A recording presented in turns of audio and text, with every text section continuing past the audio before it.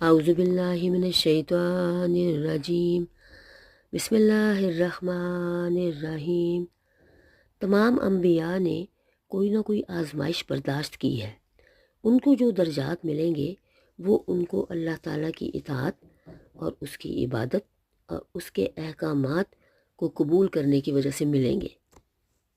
انبیاء کو معصوم کہا جاتا ہے کیونکہ وہ انسانوں یعنی عام انسانوں سے ڈیفرنٹ ہوتے ہیں، کیونکہ وہ گناہوں سے بالکل پاک ہوتے ہیں۔ ہم انسانوں کو اللہ تعالیٰ نے بڑے لاڈ پیار سے رکھا ہے۔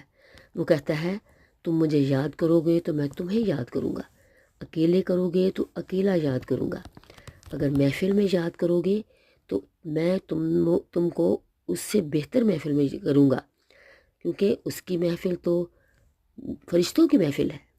اللہ تعالیٰ فرماتا ہے کہ تم دعا کرو، دعا کبھی رد نہیں ہوتی۔ دعا 3 طرح سے قبول ہوتی ہے، یا تو اسی وقت قبول ہوگی جو مانگا وہ مل گیا، دوسرے نمبر پہ ورنہ اس سے بہتر یا تبدیل ہو کر مل گیا، یا وہ قیامت کے لیے سٹور ہو گئی لیکن ضائع نہیں جائے گی، اس کا اجر ملے گا، وہ ریجیکٹ نہیں ہوگی، اور وہ کسی اور شکل میں مل سکتی ہے کہ وہ جو ہم مانگ رہے ہیں وہ نہ ملے، اس سے بہتر کوئی چیز مل جائے۔ دعا آپشنل نہیں ہے، ہم پر فرض ہے۔ اگر ہم دعا نہیں کریں گے تو عزیزو یاد رکھیے کہ جو دعا نہیں کرتا وہ اللہ تعالیٰ اسے پسند نہیں فرماتا اور ناراض ہو جاتا ہے۔ جامعہ ترمذی کی حدیث ہے کہ حضور صلی اللہ علیہ وسلم نے فرمایا جو شخص چاہتا ہے کہ اس کی دعا پریشانی یا تکلیف میں قبول ہو تو اسے چاہیے کہ جب اچھے حالات میں ہو تو اس وقت بھی اسی خضوع و خشوع سے دعا مانگے، یعنی سچے دل سے دعا مانگے۔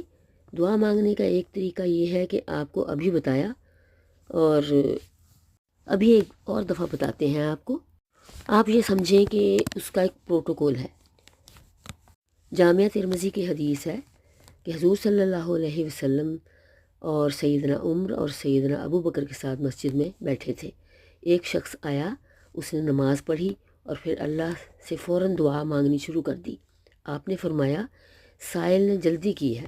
پھر دوسرا شخص آیا، اس نے نماز پڑھی، پہلے اللہ تعالیٰ کی حمد بیان کی، اس کے بعد حضور پر درود بھیجا اور اس کے بعد انہوں نے دعا مانگنی شروع کر دی، تو حضور نے فرمایا مانگ تجھے دیا جائے گا۔